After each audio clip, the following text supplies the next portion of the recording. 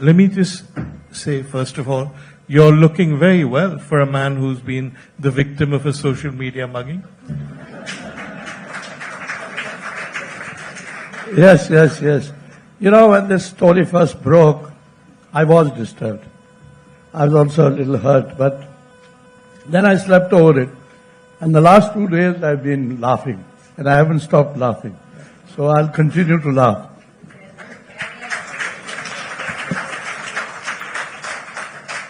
If you remember, I came to interview you just when the controversy had broken, and more than being upset or anything, you were just so surprised that anyone could have misinterpreted the book so completely. That's right, I was surprised. As I said, that first day was a little difficult, but we live with these things. I suppose you've seen worse in your career. But just for the record, because I see a large number of cameras and all of that, let's put this once and for all on the record. You say at one stage in the book, and this has been quoted, that Farooq Abdullah and Omar Abdullah went to meet Narendra Modi. We don't know what happened. This has been interpreted by many people as your way of saying that they did a deal on the quiet. Would you like to clarify that? Yeah, sure. I really don't know what transpired. I did ask Dr. Saab, and I asked Umar as well. And they said we were told nothing at all. And while writing this book, I again asked Dr. Saab. He said, "मैं भूल रहा हूँ, आप उमर से पूछ लो." But the response I got from both father and son was that they had been told nothing. So it's got nothing to do with what people are saying today. You know, it's a lot of rubbish. That's all I can say. Okay. The second bit that I think people have seized on, the real paragraph in question, is one where you say you spoke to Farooq afterwards and he was upset and he was hurt, and he said if they'd wanted to do something like this, they could have involved us. We could have taken it to the assembly and done it, you suggest, by consensus. This has been interpreted to mean that he said, "Oh, jolly good, I'm so glad they've done the abrogation." Would you like to clarify they didn't mean that? Nonsense, absolutely nonsense. There was not one single Kashmiri anywhere who supported the abrogation. And there are a lot of Indians who spoke against it. I did. I wrote against it. I spoke against it. And a lot of other Indians did. I remember our former Union Home Minister Chidambaram Saab speaking with a lot of passion in Parliament. And he referred to it as a monumental blunder, you know. So there's no question of any Kashmiris supporting it. Now, of course, as time has gone, you know, and the Supreme Court says everything is okay, so the Kashmiri probably feels that 370 is not going to come back, although he is still willing to fight for it. Coming to what happened between Farooq and me, I'd gone to see him. It was the 12th of February 2020. And he was very dejected. He was heartbroken. And he spoke very little that day. In fact, he spoke so little that ultimately I had to tell him, "Please let me speak to Safia, his daughter." And I spoke to Safia for half an hour. But what transpired between Dr. Saab and me was that he said, he couldn't just fathom or understand why, after being with India all his life, and his family and his father and everybody being with India, they had to lock him up. That was the crux of it. So he said, if they had to do this, why could they not take us into confidence? That's the crux of the whole thing. I think you've clarified the issue sufficiently, and I tried pushing you on this the last time, so I'm going to try again. This controversy, as I said then, had a 2-day shelf life because it only lasted as long as people had not read the book. Once people have actually read the book, they'll know there's nothing like it in it. But given that it was so obviously a misquote and done, perhaps deliberately, why do you think it happened? I mean, it's put enormous pressure on your friends, on people in Kashmir like the Abdullahs who've known you for years, who've now been accused of all kinds of things. There's been a huge social media campaign in Delhi. A lot of familiar handles, people in the media will know what I mean, have quoted you as having broken the code of silence and told the truth.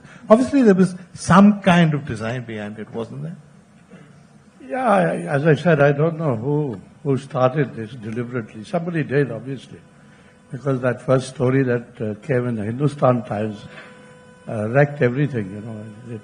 It rattled everyone, and I think probably it shook Dr. Saab also. I don't know what frame of mind he's in, but obviously it disturbed him. But I can't say who's responsible, you know. It's very difficult to say. And I also don't want to name names here because I think this is a happy occasion and we'd all like it to end happily. So I don't want to name any names.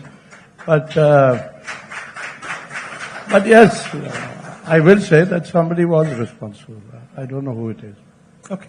I think we've dealt with the elephant in the room, so let's talk about the book now. You said very few people have read the book. I have actually. I read it quite closely, and it's an outstanding book. It's readable.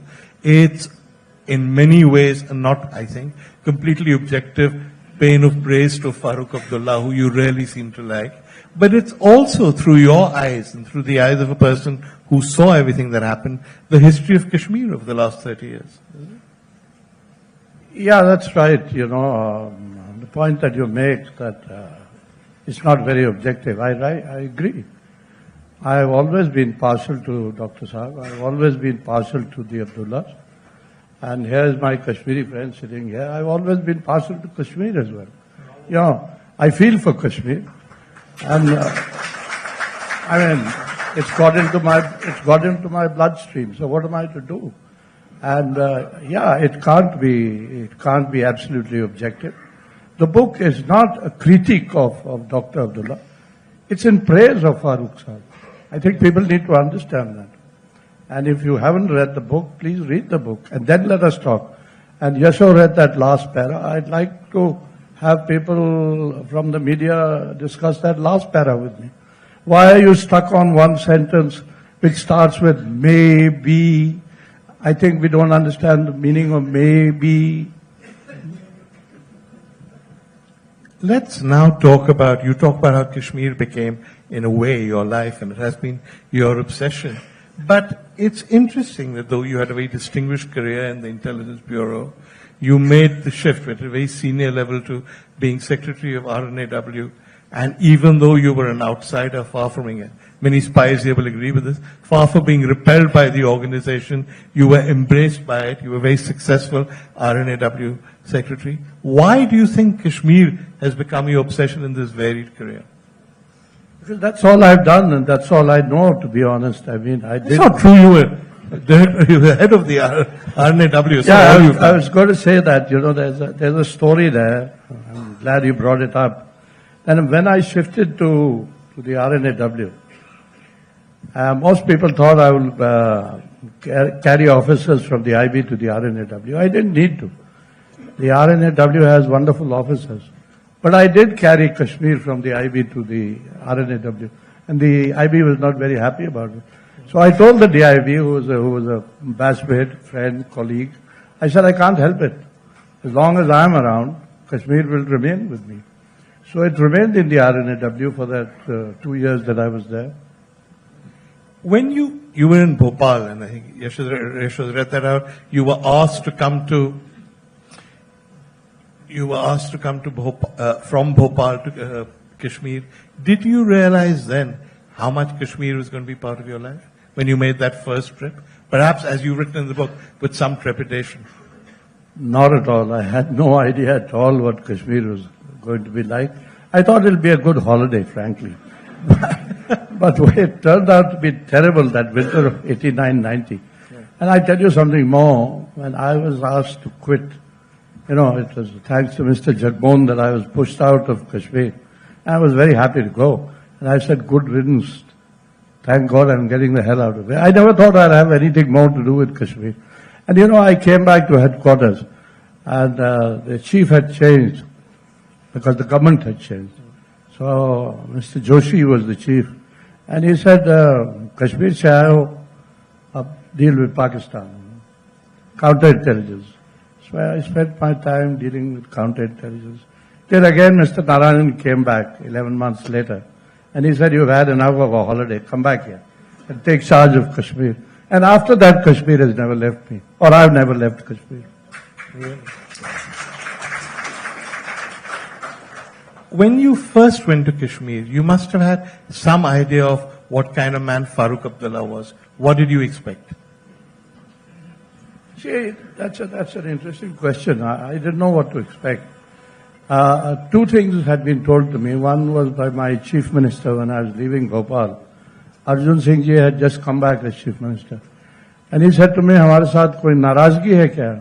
मैं आया हूँ और तुम जा रहे हो. मैंने कहा सर आपके साथ क्या नाराजगी हो सकती है? अब राजा साहब यहाँ बैठे हैं, इनके साथ नाराजगी हो सकती है कभी? भोपाल के साथ नाराजगी हो ही नहीं सकती. 4 साल रहा मैं वहां. But he said one thing to me. He said, you're okay if you're going to Kashmir. Stay with Farooq. He is the only nationalist in Kashmir. And what my DIB said to me, Mr. Narayanan, he said, look, Rajiv is very concerned that Farooq stays on our side. I was a bit surprised because I thought Farooq was always on our side. So I came out of the DIB's room. I didn't want to have a further discussion with him. But his staff officer, unfortunately, is ill. He's not here. Very dear friend. Ratan Sehgal. I went to Ratan and I said, Ratan, what is the problem about Farooq? I thought he was a friend. He is. He said he is. But Rajiv is still concerned that he stays with us. And let me add here, for everybody here, he has always stayed with us.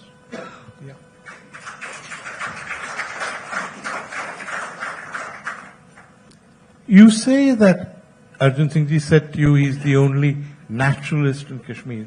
And we are now talking about before the so-called insurgency, for want of a better term, started. So was there already that kind of perception about Kashmiri politicians? I don't know. I didn't go to Kashmir with any preconceived notion or anything. It was a posting I had to go. And it all began beautifully because that summer of '88 was great. Till, in July, a couple of bombs went off and I couldn't understand where did these bombs come from. There was a bomb in the post office and there was a bomb in the Srinagar club. And fortunately nobody died. But that's where it all started from there. And '88 was all right. I could still afford to go to Jammu for the winter. But '89 that winter of '89, '90 is unforgettable because it was really, really bad. There was nobody in Kashmir. Let me tell you this, everybody ran away. All central government officers in Kashmir ran away. And some of even our younger IB officers wanted to run away. I said, you can't run away. It's not possible. We can't run away. So we stayed through that winter. And it was, in the course of 3 weeks, we lost 4 officers were killed. So I was most of the time sending bodies down to Delhi. It was a terrible time. And every time I came down those steps, Kayan is here, he knows, and those who lived in 29 Gupkar, when you come down those steep steps, I think there are about 50 of them. And I used to think if there's a sniper there, or if there's somebody with a gun there, I'm a dead duck, I'm gone. And then we lived through it, and there were killings close to our place. Even on Gupkar Road, they were shooting. So it was a bad time. It was a very difficult time.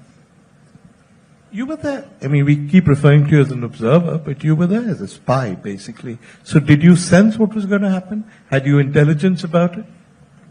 Zilch, nothing at all. Really? IB had no idea this was going to happen? No idea. How?